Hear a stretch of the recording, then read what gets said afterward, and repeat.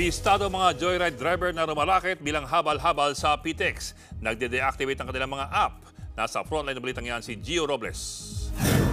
Kasama ang PNP, sinuyod ng mga tauhan ng Joyride PH ang Parañaque Integrated Terminal Exchange o PITX laban sa mga pasaway nitong rider na rumarakit bilang habal-habal.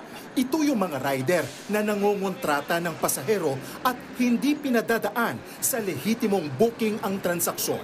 Ayon kay Lawrence Ilumbra na siyang Safety Training Manager ng Joyride, pwedeng mauwi sa deactivation o masibak ang mga partner rider na ayaw gumamit ng app. Ginagawa natin to para mahuli talaga yung mga gumagawa ng kalokohan.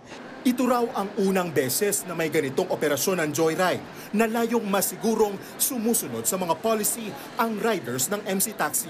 Ang rider na ito nahuli sa aktong nagbababa ng pasaherong kinontrata. Itinanggi yan ng rider, sabay giit nakakilala niya ang pasahero. Pagka-out ko po ng trabaho ko, yung pong kakilala ko po, nagpahatid lang po. Sabi po niya, ganito, ganyan. Binayaran kayo? Opo, binayaran po niya. Hindi bumenta ang paliwanag ng rider sa mga tauhan ng Joyride. Agad din-activate ang kanyang app. Kinumpis ka rin ang helmet at uniforme. Bukod sa mga naghahabal-habal, nasita rin ang ilang rider na may suot na peking uniforme ng Joyride.